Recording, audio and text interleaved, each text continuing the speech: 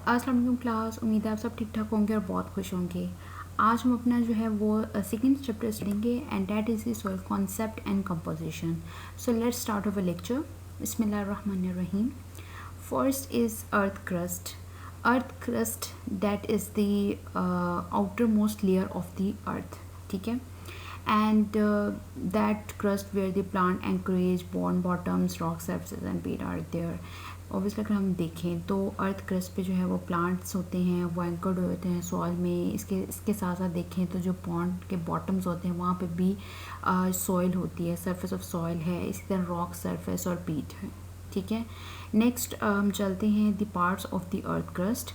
इसमें सबसे पहला है जी weathered layer of earth crust, जिसमें क्या है जी, जो हमारा पेरेंट मटेरियल है जिसकी वेदरिंग होती है या ब्रेक डाउन होती है, चाहे वो पेरेंट मटेरियल ऑर्गेनिक है और इनऑर्गेनिक मैटर है, ठीक है। अब उसकी जब वेदरिंग होती है, तोड़फोड़ होती है, ठीक है, उसको हम कहते हैं weather layer of earth crust, ठीक है। नेक्स्ट चलते हम अपनी सेकेंड लेयर जो हमारी आती है अपर टू होती है वेदर लेयर से, डैट इज़ द रिगोलिथ। जब ब्रेक डाउन हो जाती है उसके बाद जो है वो जो ब्रोकन हो जाते हैं और जो रॉक होती है डिफरेंट पीसीज और चंक्स के अंदर डिवाइड हो जाती है, ठीक है। और अनकंसोलिडेटेड जो डब्रिज होता है एट द रॉक सरफेस पे प्लस सॉलिड रॉक पे, उसे हम रिगोलिथ कहते हैं, ठीक है। एंड आफ्टर देन जो थर्ड हमारी आती है, जो अगर अपर जो है मोस्ट जो लेयर है वो डैट इज़ लिविंग सॉइल है, which is upper part of regolith is interface of rock, air and water, ठीक है। और ये हमारी सबसे ऊपर टॉप लेयर होती है लिविंग सॉइल।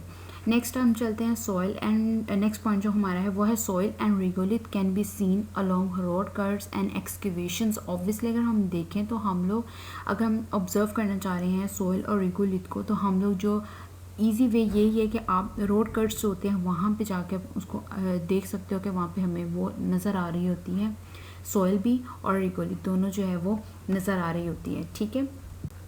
नेक्स्ट डायग्राम में उन्होंने बताया हुआ है parts of the earth crust. अब आप देख सकते हो डायग्रामेटिकली उन्होंने शो किया हुआ है। आप अगर देखो एट द एंड जो बॉटम है वहाँ पे बहुत कम्पैक्टेड और जो है ये जो है वो सॉलिड रॉक है, बेड रॉक है हमारी, और जो कि अनवेदर्ड है, ठीक है। अगर हम अपर की तरफ मूव करें तो यहाँ पे हमारी जो है वेदर्ड बेड रॉक आती है, जिसमें by physical and chemical weathering processes के थ्रू जो है हमारी बेड रॉक ब्रोकन डाउन हो जाती है चंक्स और पीसेस के अंदर, ठीक है, जिसको हम अनकंसोलिडेटेड डेब्रिस बना देते हैं, इसको हम रिगोलिथ कह देते हैं। व्हेन वी मूव वेदर्ड अपर यानी कि व्हेन वी मूव अपवर्ड, ठीक है, ये ब्राउनिश पार्ट जो अगर आप देखो तो that is the living soil है, ठीक है। यानी ये ब्राउनिश है, यानी ये रिच होती है। कलर देख लो तो कलर से पता चल रहा है दैट इज़ रिच जो है वो विद ऑर्गेनिक मैटर, ठीक है। यानी ह्यूमस रिच होता है, इसमें न्यूट्रिएंट्स रिच होते हैं और मोस्ट वेदर लेयर होती है और that is the living soil है, ठीक है। तो ये 3 पार्ट्स हैं ऑफ द अर्थ क्रस्ट, ठीक है। नेक्स्ट हम चलते हैं, ये आप इसमें भी देख सकते हो, इस डायग्राम के अंदर भी उन्होंने मेंशन किया हुआ है। जो सबसे बॉटम में है वो बेड रॉक है, उससे अपर मूव करें तो वेदर्ड आएगी जो हमारी रॉक है, यानी जो फ्रेगमेंट्स में कन्वर्ट हो चुकी हुई है, और when we that is regolith, ठीक है। And when we move upward subsoil आ जाती है, आल्सो पार्ट है बट पुअर इन ह्यूमस है, रिच होती है मिनरल्स के अंदर। और अगर हम सब सॉइल से ऊपर देखें तो डार्क ब्राउनिश पार्ट है जिसको हम टॉप सॉइल कहते हैं, ठीक है। इसमें ह्यूमस जो होता है वो सब सॉइल की निस्बत ज़्यादा होता है, इसलिए इसकी ये वाली जो लेयर जो इसका जो हॉराइजन है that is dark brownish in colour है। एंड व्हेन वी मूव और अपवर्ड फ्रॉम टॉप सॉइल, सो आप देख सकते हो यहाँ पे ह्यूमस है हमारा, ठीक है, यानी जहाँ प्लांट्स वगैरह ग्रो कर रहे हैं। नेक्स्ट हम चलते हैं जी सॉइल कंपोजिशन की तरफ। अगर हम देखें तो सॉइल इस तरह नहीं बनती, ठीक है। सॉइल जो है वो बनने में टाइम लगता है, परसेंटेज ऑफ टाइम रिक्वायर्ड होता है। बेसिकली अगर हम देखें तो सॉइल जो डेट इज़ प्रोडक्ट है एक, ठीक है, of destructive and synthetic processes की। यानी इसमें रॉक सॉइल ऐसे नहीं बनते, सॉइल जो रॉक्स होती हैं उनके अंदर वेदरिंग होती है, फिजिकल और केमिकल वेदरिंग होती है, और उसके बाद जाके जो है वो सॉइल जो हमारे पास प्रोडक्ट बनती है, ठीक है। और साथ ही साथ कुछ सिंथेटिक प्रोसेस होते हैं जिसमें हमारे पास new minerals and new organic जो कंपाउंड्स होते हैं वो बन जाते हैं।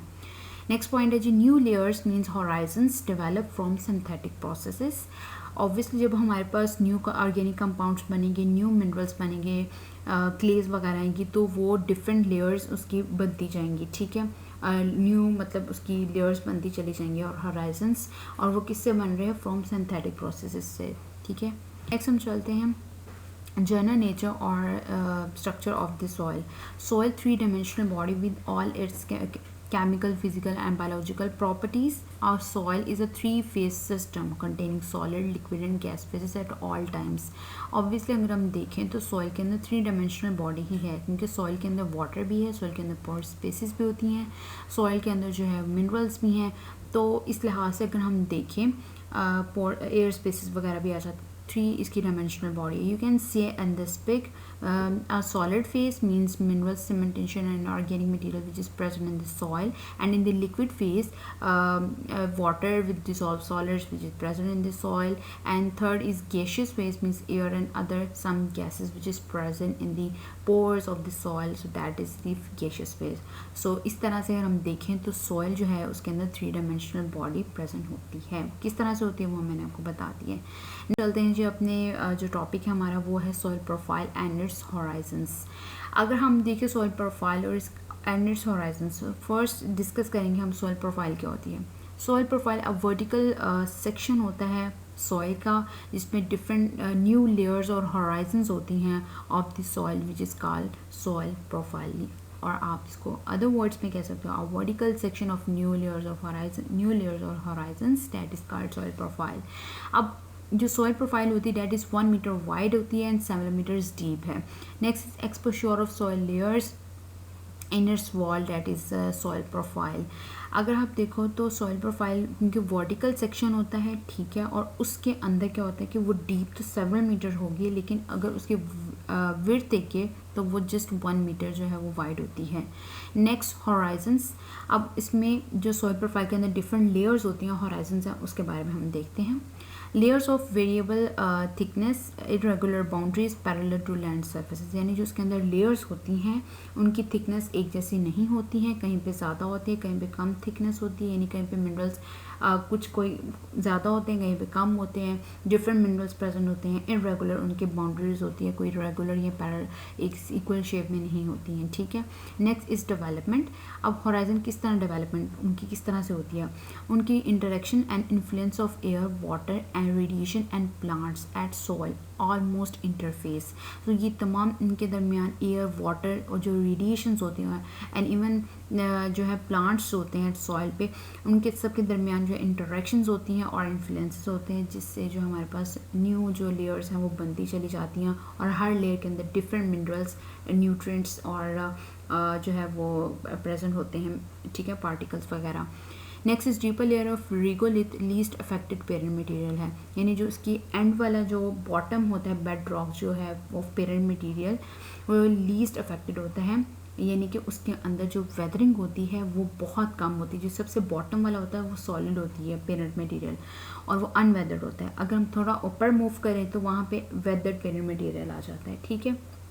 तो ये उन्होंने बताया कि जो सबसे नीचे वाली सबसे जो डीपेस्ट है वो अनवेदर्ड है, उस पेरेंट मटेरियल की वेदरिंग नहीं होती, लेकिन जो अपर सारी आ जाती हैं लिविंग सॉइल, रिगोलिथ वगैरह, वो सारी जो है और वेदर जो है हमारे पास पेरेंट मटेरियल है वो सारी उनकी वेदरिंग होती है, ठीक है. नेक्स्ट जो है जी darker colour of upper layer due to organic matter decomposition and intense weathering at surface leaching down of weathering products, ठीक है.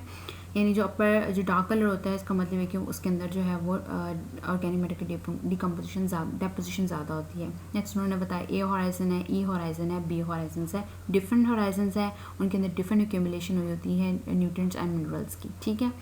अब हम इसको मेटिकली ज़रा देख लेते हैं. That is the layers of soil, ठीक है, डिफरेंट सॉइल के लेयर है. अगर हम बॉटम से स्टार्ट करें तो ये हमारे पास पहले आता है R horizon, that is unweathered parent material है.